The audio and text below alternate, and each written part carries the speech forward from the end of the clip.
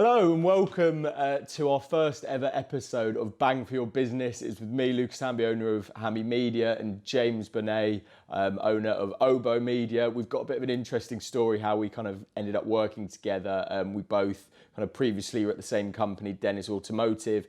This podcast was, starting to be valuable to business owners, even consumers, but it's just, to provide as much value as possible, not only during the times that we're going on right now during lockdown, but obviously after that point as well. We'll be interviewing business owners in different fields areas, as well as obviously automotive, which is kind of our bread and butter.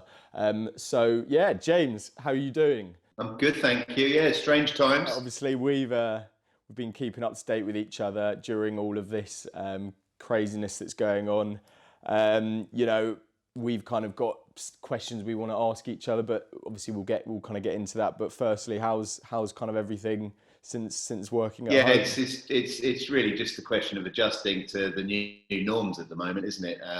Exactly. And putting into place, for me, it's about getting up early and being productive in the mornings, because I've got a couple of daughters here who I'm managing through the day. So let them sleep in, be productive in the morning, and then let the chaos commence. Yeah, and which is why we're doing it now first thing in the morning before you get that rush, I'm sure. But yeah, I guess just to give people that don't know either of us a bit of context, firstly with yourself, tell us a bit about your history, where you came from up to, I guess, where you're at now with Oboe. Yeah, well, I worked at Dennis Publishing for 25 years. Started there in circulation side of the business, and then probably spent the last 20 years as a publisher. Worked in health and fitness, men's lifestyle, cycling markets, and then moved to automotive about 14 years ago, and was running pretty much at the end there, the automotive division, which is 8 magazines and 5 websites in specifically automotive side, as the managing director of that division, and then left about 18 months ago to set up Oboe Media, looking to help businesses, almost doing a similar thing to what we were doing with media brands, but helping businesses tell their own story, make their own content on their websites, on their social platforms, looking to enrich and improve the relationships that they've got with their customers direct, as opposed to using a third party to get that story out. You've got an extensive career. I guess compared to me, I think the interesting thing about our dynamic is that, the age gap, I guess you could say. I don't want to be mean and say I'm young and you're old, but but yeah, that's obviously in terms of my history. Obviously, haven't been in the industry for 25 years like yourself. I'm only 24 years of age, but I came from a background in film. I went to film school to become a director. Both my parents are in the TV industry, so that was always something that I really loved. I always kind of as well as kind of loving that kind of creative aspect, I've always had a love for business. I remember always kind of having those entrepreneurial tendencies. I remember a story that my mum told me. I do kind of remember it, but we were at the beach and I'd pick up shells and I'd kind of set up a little shop and sold the shells back to people that had previously walked over them. So it's kind of always been there, something I've wanted to kind of get back into. And after film school, was able to kind of get into advertising, which I thought was a nice kind of mix between the creative aspects, but also a little bit more that kind of business side and advertising side, which I really found interesting as well. So yeah, I was able to kind of get into Dennis Automotive on the sales and advertising team there.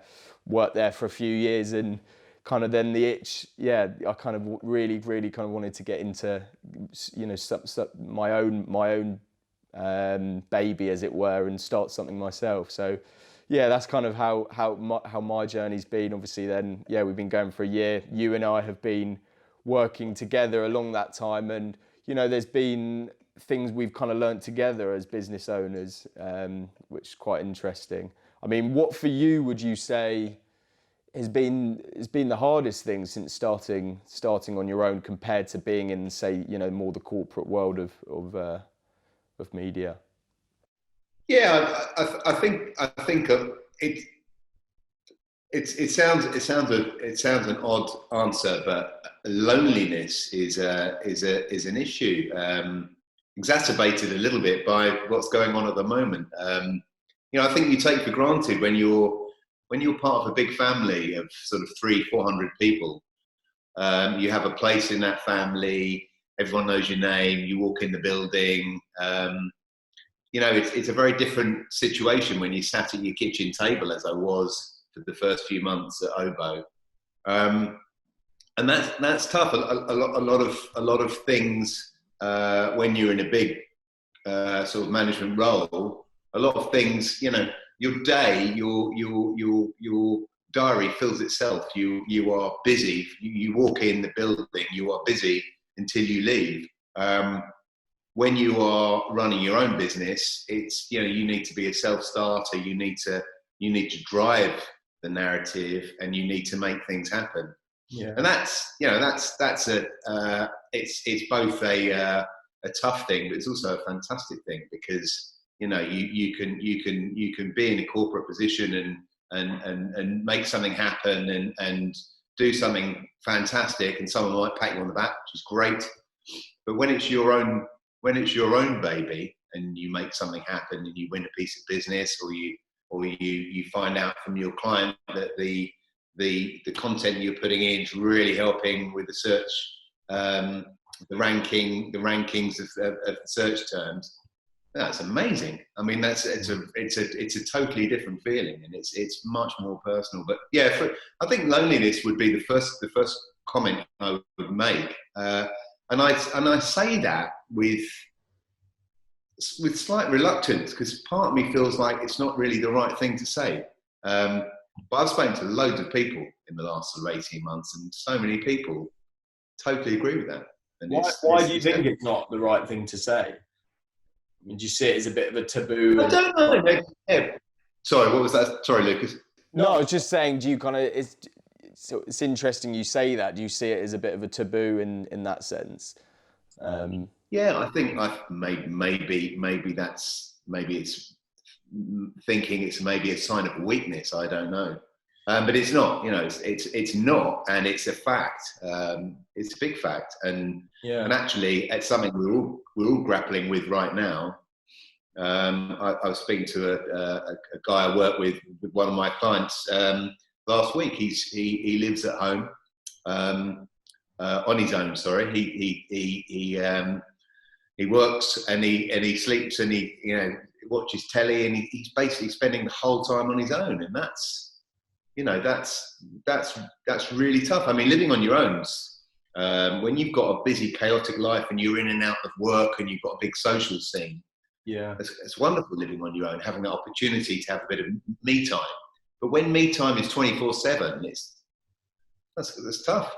Yeah, and I think this is something we both discussed, that we've has been a bit of an eye opener when being your own boss in a sense. And I think especially coming from a company like Dennis, which has such a busy culture and is so kind of social, to then being almost the complete opposite of that. I think that as well is something definitely to get your head around. But like we say, I think it's something that you learn to deal with, and you get used to, and I think you build on. It's once, like you say, it's a great thing in the sense that it's something we've kind of been able to learn how to deal with that we may have not previously experienced.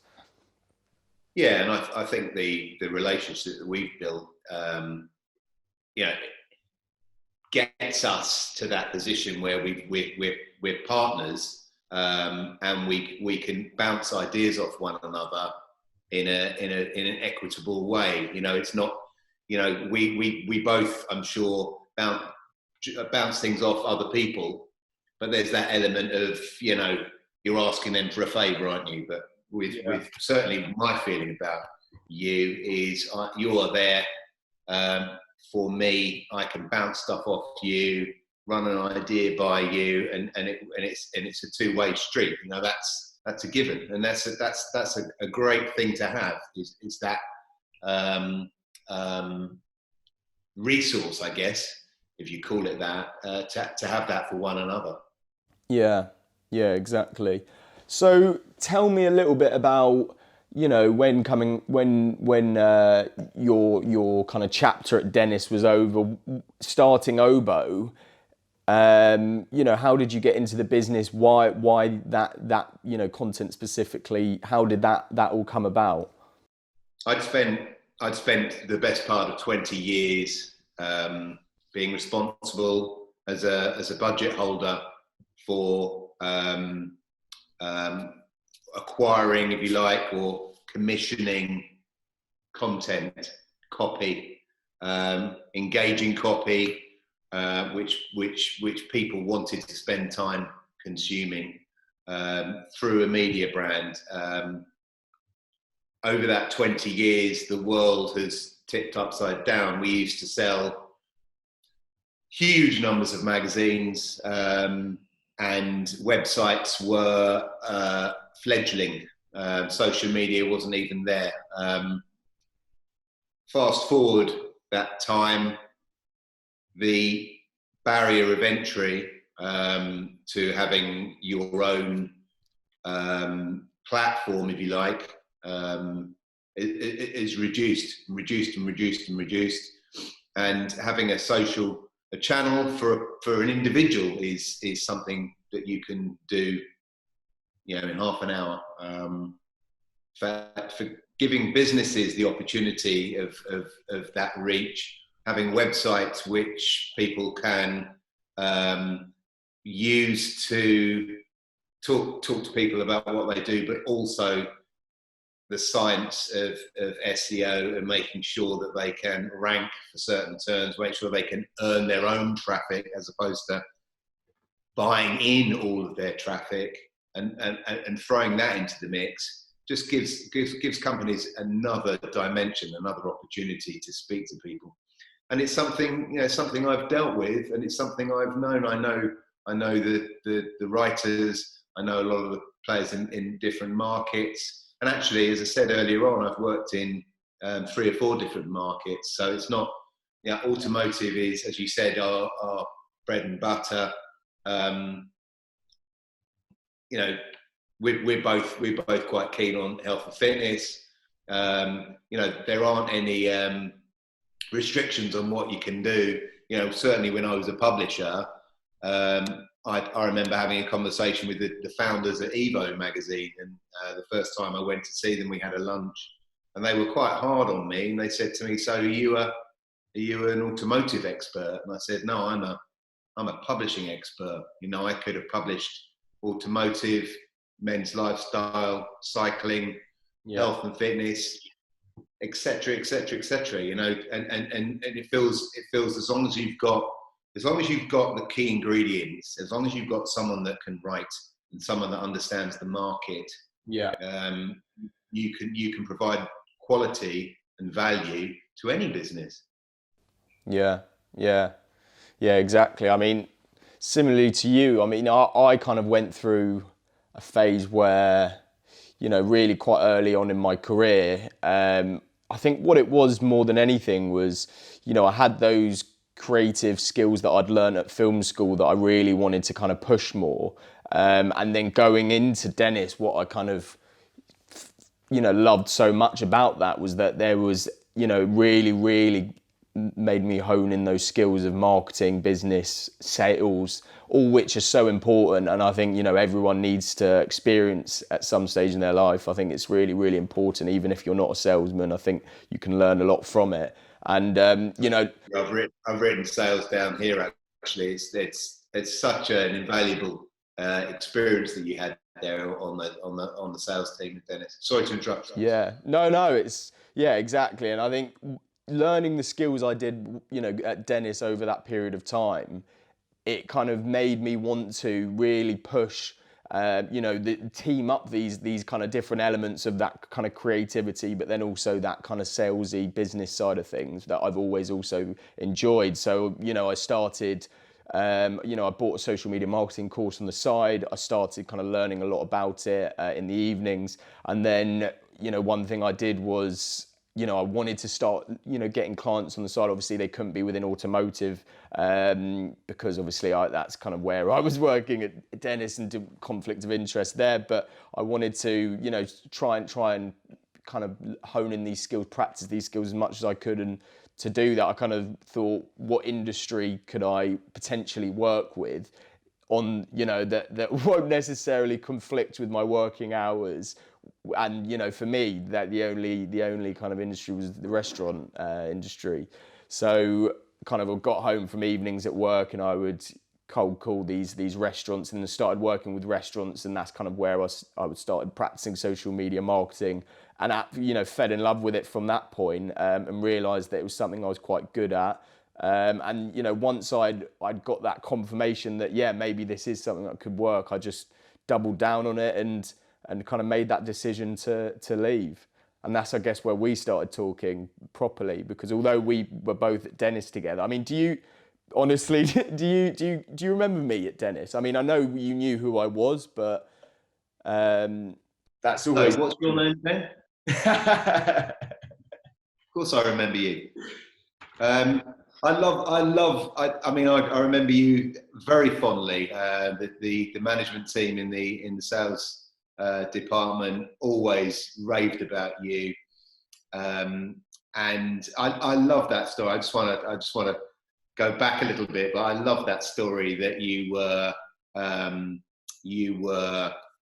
working with the restaurant industry because you were working out of hours, and the only people that could pick the phone up out of hours were restaurants, and it's that whole necessity is the mother of invention, isn't it? You only had a small niche of different businesses to talk to. So instead of saying no, I work in this particular market, you adapted, and you worked, and you thought, hold on, there's an opportunity. I've got time, and I love the story. I love the fact that Felix, the founder of Dennis. He always said in his book, whatever you do, don't stay, leave and go and set your own business up. Leave before it's too late. Do not get used to certain salaries, certain comforts in life.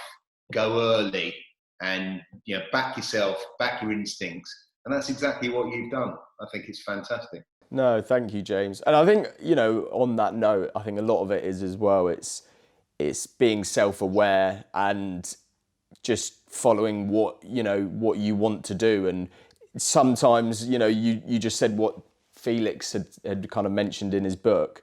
But, for some people aren't wired to be their own boss, and there's nothing wrong with that. They may be the best number two in the world.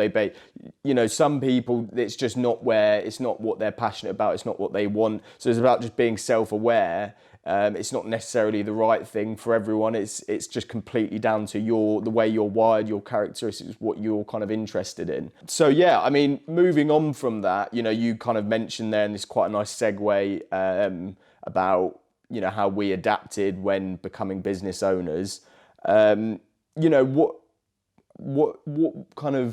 What advice do you have for other business owners during the times that we're going through right now? Obviously, it's a difficult time for everyone. I hope everyone's staying safe and healthy. But yeah, what kind of advice would you have for business owners?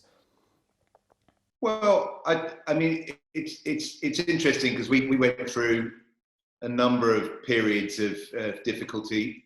I don't think anything gets anywhere near where we're at the moment. But we always used to carry out a review, check where we are in the cycle, make decisions. Certainly at Dennis, we used to make decisions. It felt like we were making decisions faster than other publishing houses.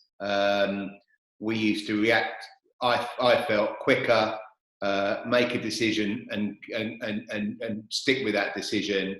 But ultimately, it's about making sure that the business model is still relevant in today's world. We're reading things every day about how things are changing and how things are going to change moving forward. So it's making sure the business model is relevant, but it is about backing yourself. It's about holding your nerve, and a lot of people have got incredibly talented teams, staff, and it's about making sure that you get the most out of that amazing talent that people have got.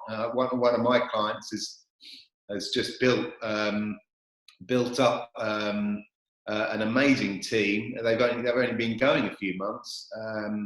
They're called Kazoo, and they furloughed a lot of their staff, but they've quite quickly got them back in the business because they've got a job to get on with, and they're backing their staff, and they are.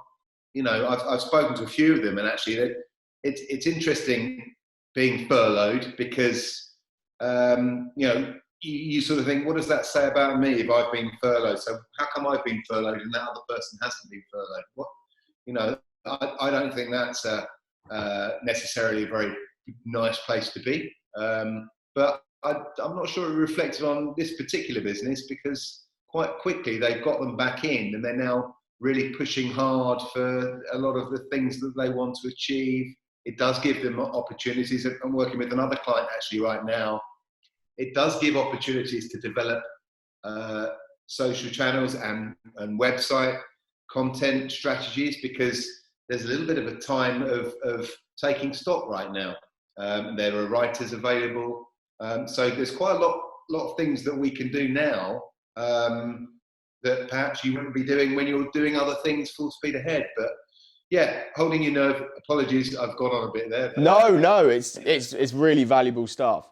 And yeah, I completely agree with what you're saying. I think this is such a great time to enrich and grow those customer relationships. I think it's a time to take your sales cap off, forget about the numbers for a second and look at how you can kind of develop those relationships. You can give value to your audience that I think will actually impact the business in the long term. An example of this, you said about adapting, and a lot of markets are able to, there's more of a surge in e-commerce, one because obviously deliveries and people are on their computers more time and ordering to their houses. So a lot of kind of industries are adapting to this, through e-commerce sites and ways that, like we were talking about a coffee house that were doing this recently and selling their coffee kits online.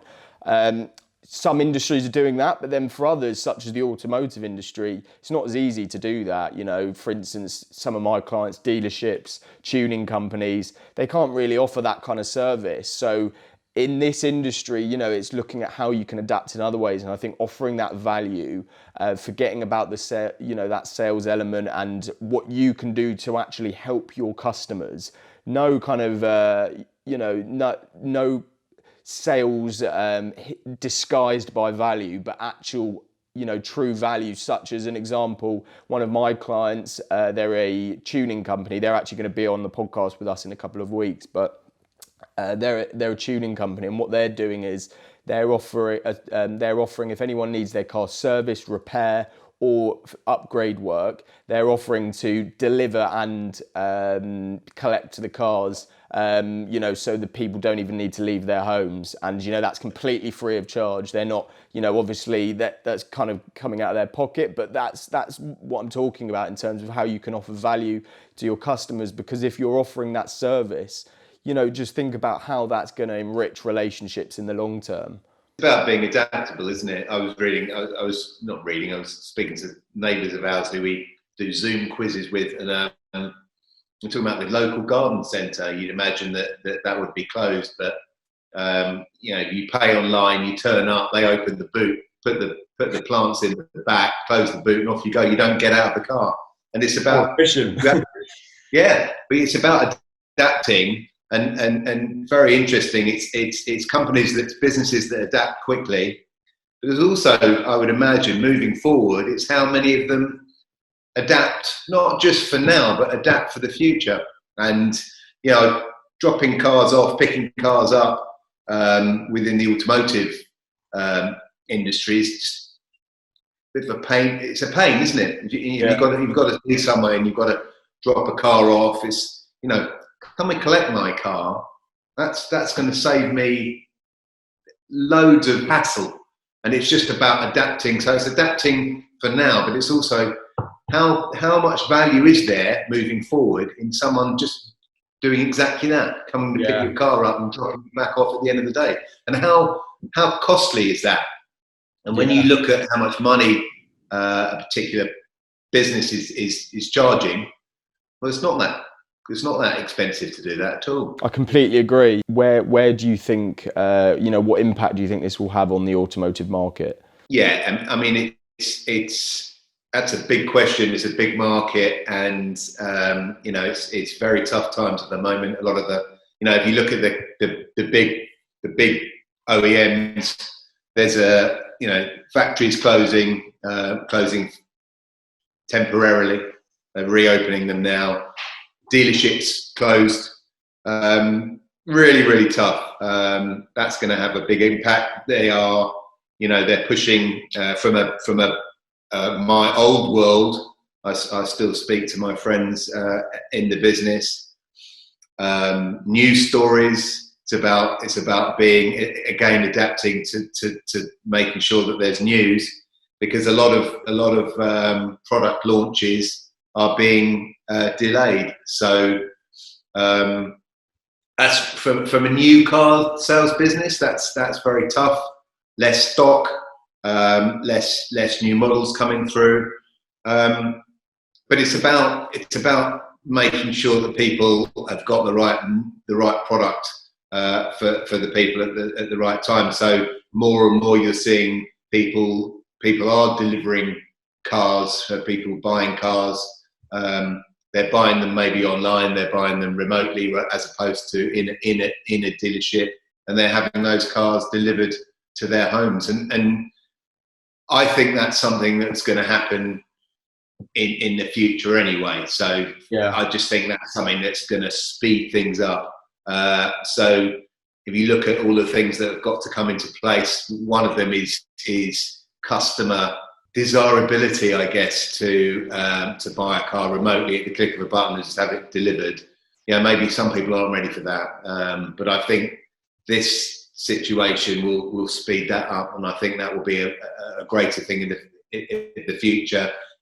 I think people buying cars, new and used, online, and having them delivered at a convenient opportunity, I think is going to be a really big thing. I think you will find coming out of this. I was reading about revenge purchases of people in China buying huge amounts of designer clothes post lockdown. It almost as a revenge to COVID-19. And I think there's and this U-shaped curve of a slump, and then really tough time, and then when things open up, I think there'll be a huge amount of opportunities. But at the moment, it's incredibly tough, particularly when there are face-to-face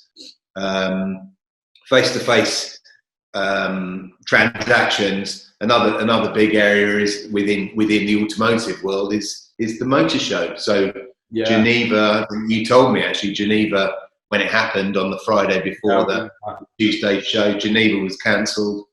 Do you need to have a motor show? It's difficult. Do you need to have an international launch? In many ways, it's very efficient having a motor show, having a great many people arrive on the same day with execs from 30 different motoring companies, with press from all around the world. That is a really, really efficient way of getting that story out and having a face-to-face communication. What's happening right now is everyone's doing that in a similar way to the way we're speaking right now. So if it's efficient and it works right now, the bean counters in the future are going to be questioning why SEAT should spend €1 million attending a big motor show? And that's a good question. And it's in many ways, these sorts of times are, serving as a test model, aren't they, for how it could work. And everyone's forced to do it. So you don't need to be brave. You don't need to turn around and say, we're not going to come to that show.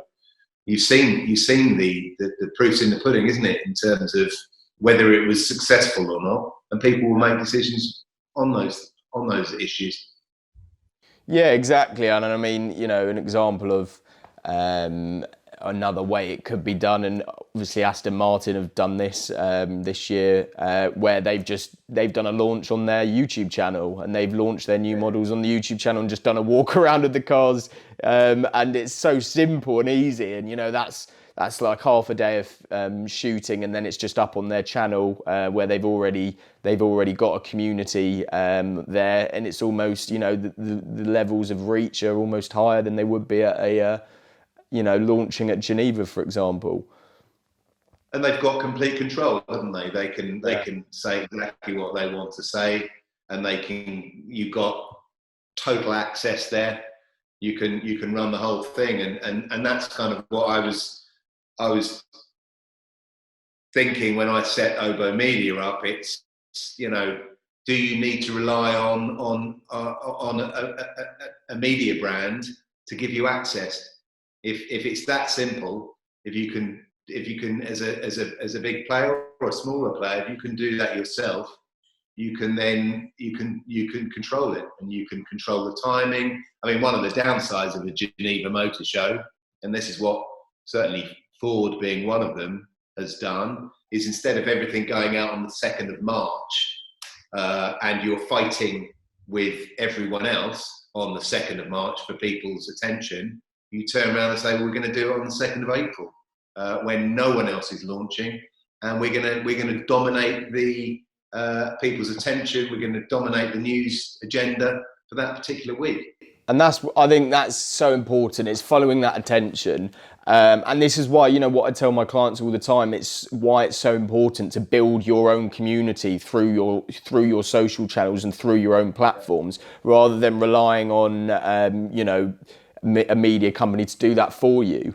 It's exactly that. Once you've got that following and that engagement and that community through your own platform, that doesn't go away.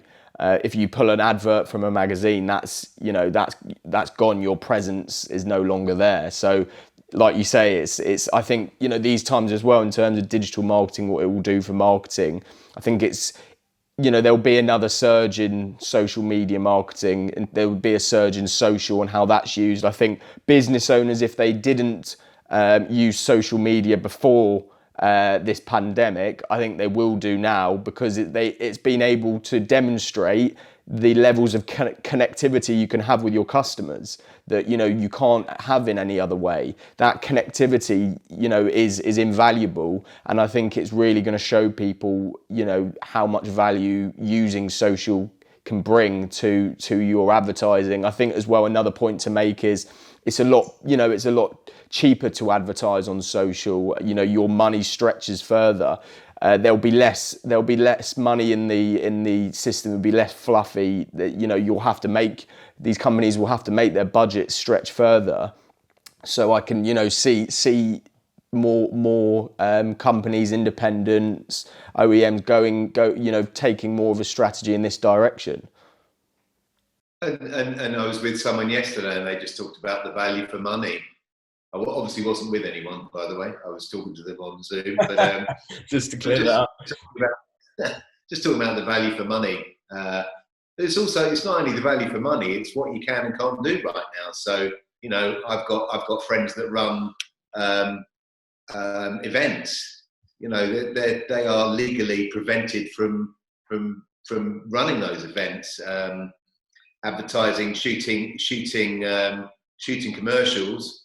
You're not able to do that right now. So you can.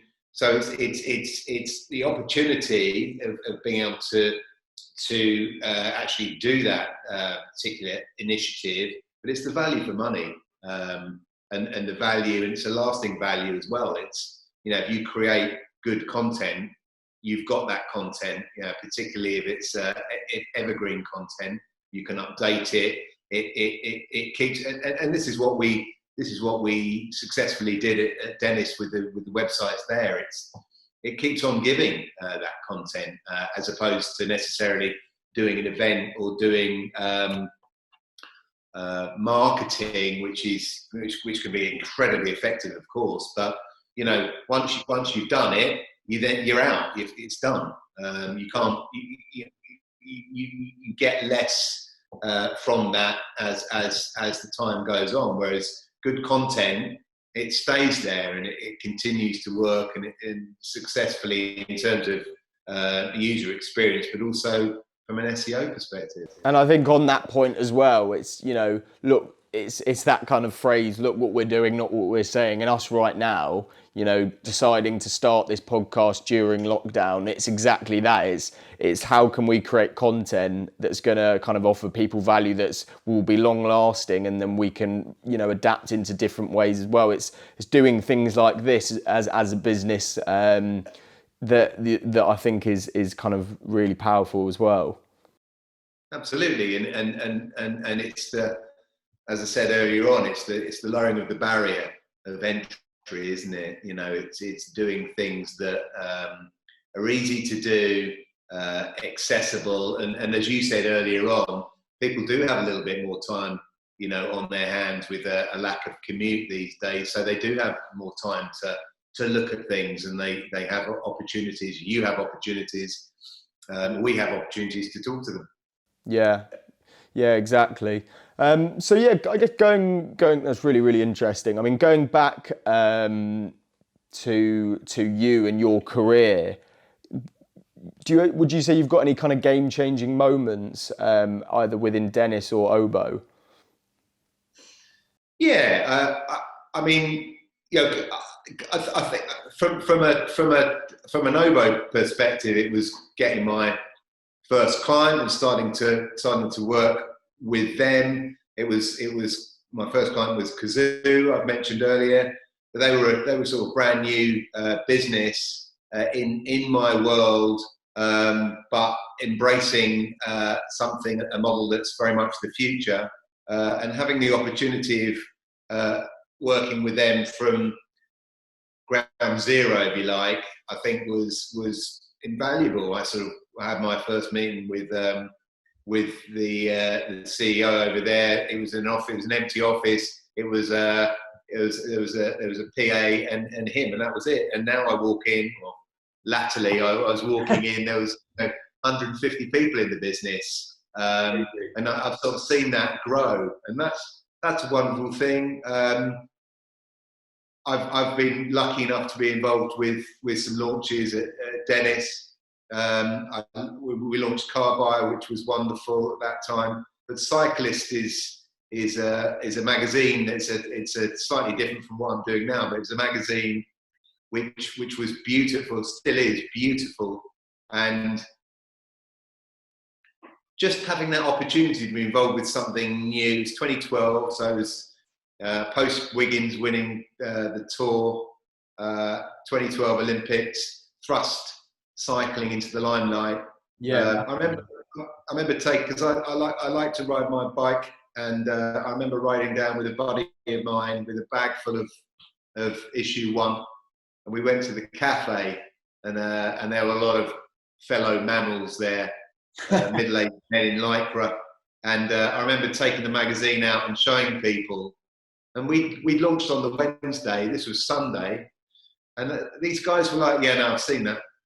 And that brings it back, for me, that brings it back to social media, because the reason they'd seen that is because cyclists are quite a chatty bunch, and they talk to each other through social media, and magazine publishing, invariably, you don't have the great big marketing budgets. Your marketing budget is basically an A4 piece of magazine that you stick on the newsstand. That's your budget, and to be able to do that, launch it on a Wednesday, 4 days later on the Sunday, people are saying to me, "Oh no, I've seen that. That's great. Yeah, I've already got it." It was amazing. So that was a real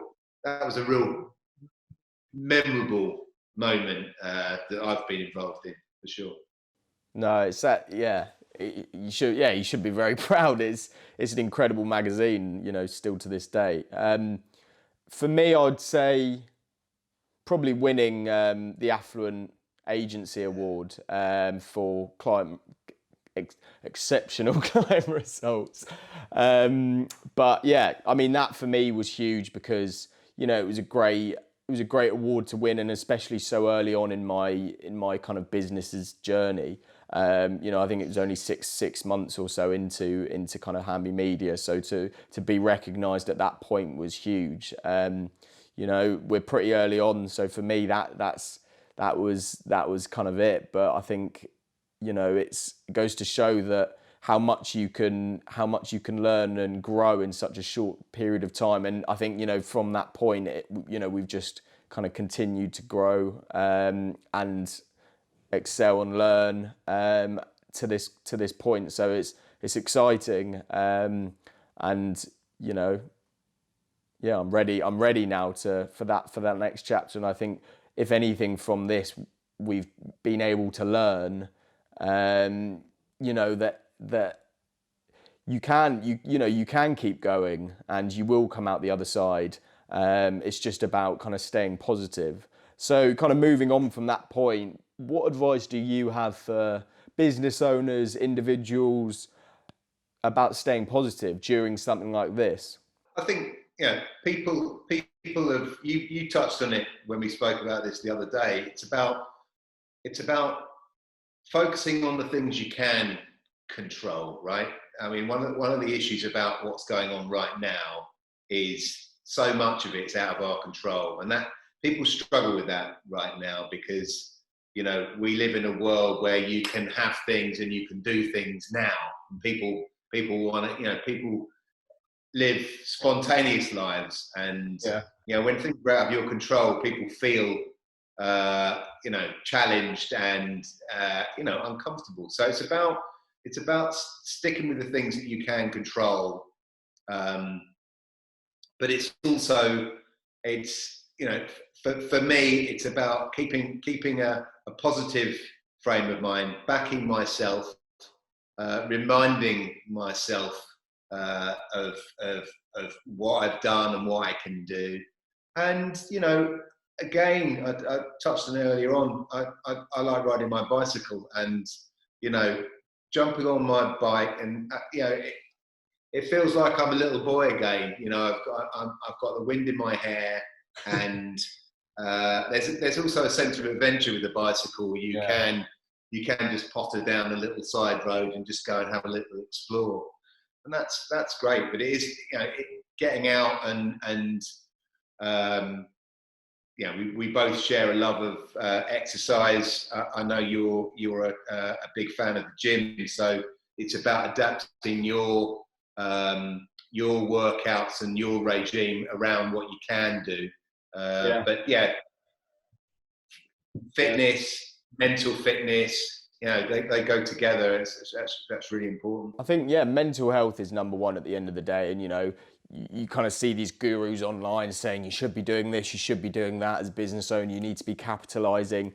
But at the same time, take a step back, reevaluate, yes, and adapt, but stay calm. Mental health is number one, and like you said, sometimes it's out of our hands, and it's for some people this may be a time to recharge, and finding something, a new skill or a new hobby that they're interested in, and taking some time away from that stress and those anxieties to recharge. That's so important, I think, as well. Just don't worry, as much as hard as that is to say. Just try and take a step back, and if you need, do what you need to do to keep your mental health where it needs to be. And this is a time, I mean, we've all got jobs. Well, I'm certainly guilty of this. We've all got jobs that we put off. Oh, I'll do that. I'll do that later, or I'll do that. This is the time when perhaps we have got a little bit more time on our hands because we're not going out and seeing people, to tick those jobs off and move on. I was going to ask you something about, you talked about Hamby Media and winning the award, but winning business and it must give you so much more satisfaction that it's your own business. You know, what was the best feeling? Was it the first piece of business? What was the best feeling for you? Yeah, I think, yeah, it's a good question. I think, yeah, it's that, for me, it was that first piece of business. I think, you know, that's obviously so important because, you know, going into something like this, it's always a risk. You know, when you've kind of got a steady income, you know, to go to them being your own boss, and it's a challenge, and it's kind of can be relatively stressful. But then getting that first piece of business when you don't have any previous results is huge, because, you know, that really is that stepping stone and the hardest piece of business to win in my eyes, because you don't have any of that kind of previous you know, case studies or anything to show. You know, now that we've got those case studies, we've got those great results, it's kind of a different game. But yeah, I think getting that first piece of business, I mean, I think there was joy in it for me, you know, winning the business myself at Hamby Media. But, you know, the other side that I loved at Dennis was that kind of element of being part of a team and all working towards the same target. So I loved that as well, you know, winning it for the team as well as yourself. So, you know, there's positives of both in a sense. The other thing, of course, I think you touched on it really, but it's the proof of concept. It's that belief thing, isn't it? You know, you believe in yourself, and that's very apparent. But, you know, the fact that someone else is believing in you as well just adds to that, and just, you know, of course, there are case studies and things that follow, but it's that belief, isn't it? I think getting that first piece of business, for both of us, it's not only is it the proof of concept, but it adds to the belief. We obviously both have a lot of belief in ourselves and our businesses, but the fact that someone else believes in it, it just adds to that, doesn't it? And then case studies follow from that, and there's opportunities to go and speak to more and more people. But, you know, belief is a huge part of business, isn't it? And I think as well, yeah, that belief that we've both kind of had to learn to deal with. I think, you know, it's slightly different when you're part of a team. Sorry, it went a bit weird then. Being part of a team, and you know, you're kind of always getting that reassurance. You're always kind of, you know, whether you're doing something right or wrong, you're being reassured. You've got a third pair of eyes on you. But, you know, being your own boss, you've got to be really self-aware and have that belief yourself to push yourself, rather than relying on someone else to push you. Because, I mean, me myself, I you know, in terms of when I was managed, a manager that would kind of give me that reassurance and tell, if I was told that I was doing something right, that would fuel my drive. So to then have to kind of take that role on yourself as well as everything else was a big thing to overcome. Yeah. Absolutely, and that's kind of part of what we were talking about earlier. And a lot of the systems in place in big companies, they've been that way for months and years. And you're right. It's what I enjoy so much about running the business is I've got about 4 or 5 different roles, and you're absolutely right. You can't rely on other people. You've got to drive it. You've got to make sure that your accounts are in order, your invoices are written, your credit control is in place, your creative side is working, you're delivering good copy. You know, so it's all of these areas, and there are lots of different hats, aren't there?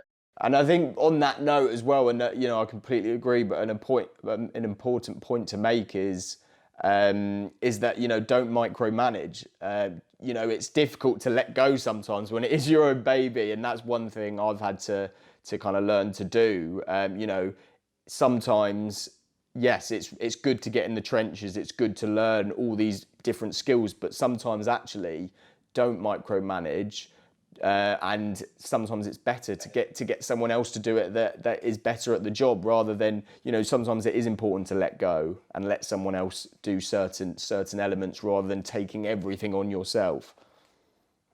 Yeah, I've spoken to 2 or 3 different businesses over the last year, and that's exactly what they've said to me, which is, is the moment they actually, big decisions, but the moment they took people on and, almost farmed that area of work out, it just enabled them, it freed them up to go and get more business and to sell more, as opposed to keeping everything under one roof, if you like, doing everything and not really having the time to drive the growth that we all need.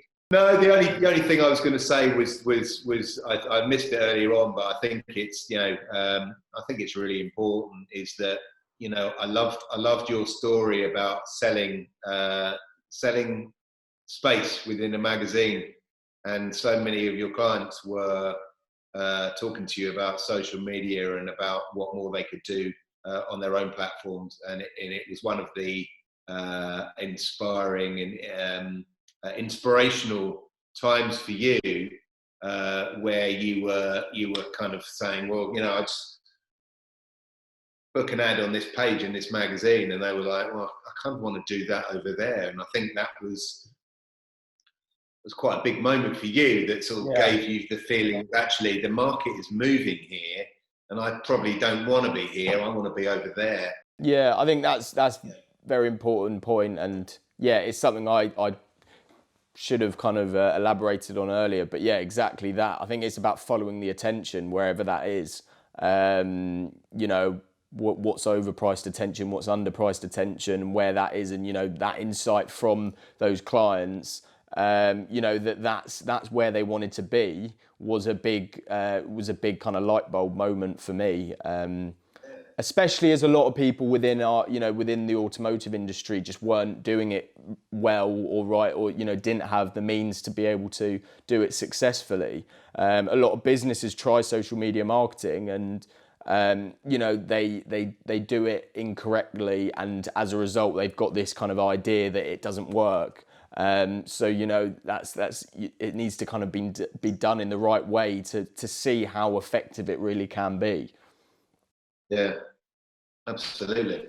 And I think you're right. I think that the automotive industry has it's let's not forget, it's huge companies, multinational companies, and they are brilliant at what they do, but they are they're not nimble, because they're great big oil tankers, and they have to make sure that they're working with all markets. It's a if you look at a website of a big OEM, invariably it looks a bit like a brochure, because they've had successful strategy with brochures, and they've sort of said, we've got this amazing thing called a website, why don't we just make it look like a brochure, as opposed to saying, hold on, this website can do so many more things than replicate, for want of a better word, a small little magazine. Why don't we utilize all of the strengths, all of the multifaceted things that a website can give you, but they don't. If you look at a lot of them, they are websites that look like brochures. Yeah, I think that's a good place to kind of end today. James, thank you so much. This is, as much as we're kind of wanting to give value to business owners during these times, it's as much for us as you being able to follow our journey together. What things we learn along the way, for us to be as transparent as we can. So please, subscribe, share this with anyone that you think it may be useful to, and we will be back. We've got loads of amazing guests that we're going to be having on in the next few weeks, so please stay tuned.